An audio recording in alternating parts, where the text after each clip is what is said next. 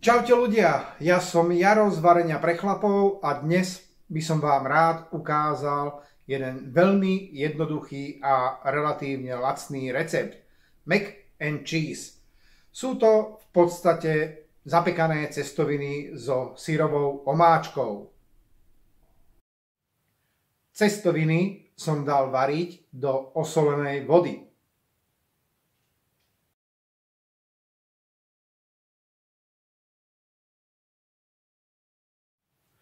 Záleží len na vás, či si vyberiete nejaké kolienka alebo mušličky alebo nejaký iný druh cestovín, ktorý máte radi.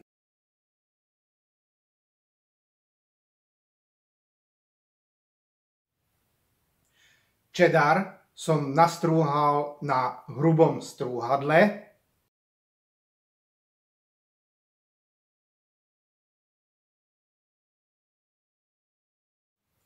K nastrúhanému cheddaru som pridal jednu polievkovú lyžicu kukuričného škrobu a syr som spolu so škrobom dôkladne premiešal.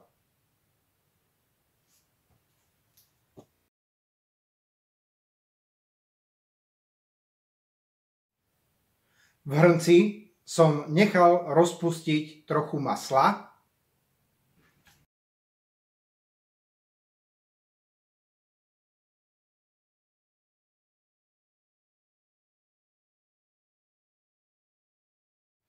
Rozpustené maslo som okorenil čerstvo namletým korením 4 farieb.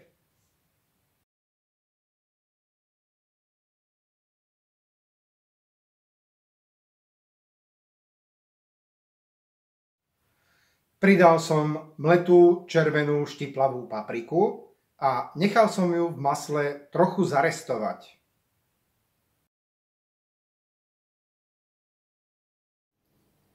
Potom som do hrnca pridal smotanu na šľahanie a v hrnci som ju s ostatnými surovinami rozmiešal. Pridal som aj trochu habanero omáčky, ale ak nechcete mať toto jedlo príliš ostré, nemusíte ju pridávať. Medzi tým som dal scediť už uvarené cestoviny.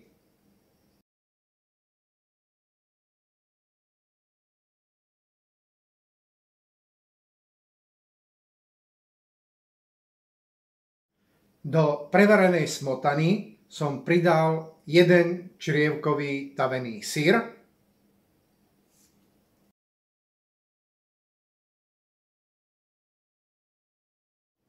Pridal som aj nastrúhaný cheddar zmiešaný s kukuričným škrobom.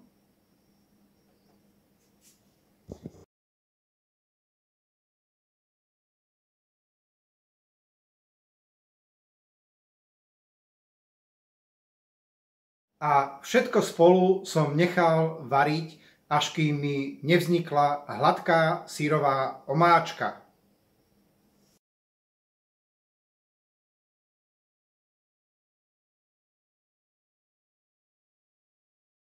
Tento základ syrovej omáčky je dosť hustý, tak som pridal do nej aj trochu mlieka a nechal som to celé spolu prevariť.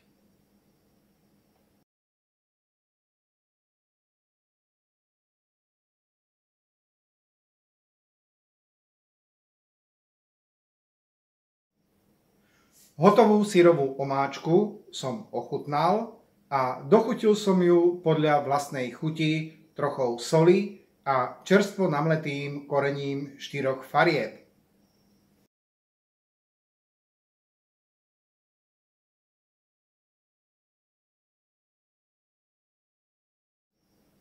Syrová omáčka by mala mať hustotu, ako vidíte na videu.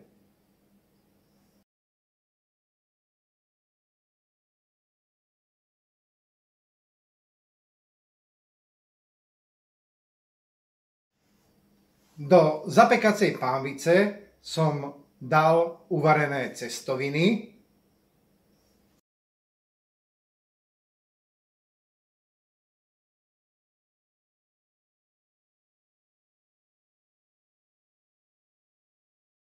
Cestoviny som potom zalial hotovou syrovou omáčkou.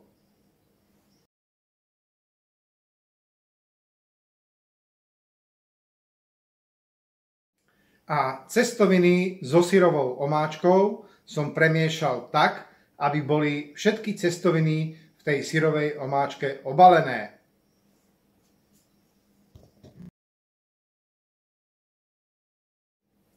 Nakoniec som na cestoviny nasypal nastrúhanú goudu.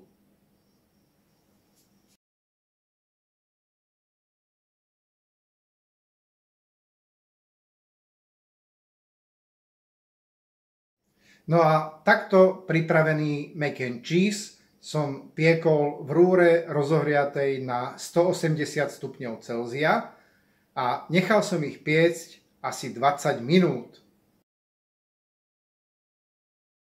Po 20 minútach som zapečené cestoviny vybral z rúry a nechal som ich trochu ochladiť.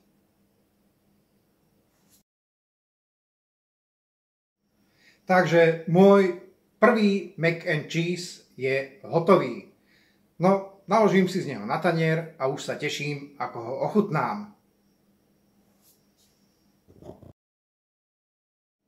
Ľudia, poviem vám, nie som nejakým veľkým zástancom cestovinových jedál, ale toto mi naozaj chutilo. Ak sa rozhodnete pripraviť mac and cheese podľa tohto receptu, dajte mi prosím vedieť, ako sa vám to podarilo. No a nakoniec, ako vždy, vám zaželám už iba dobrú chuť.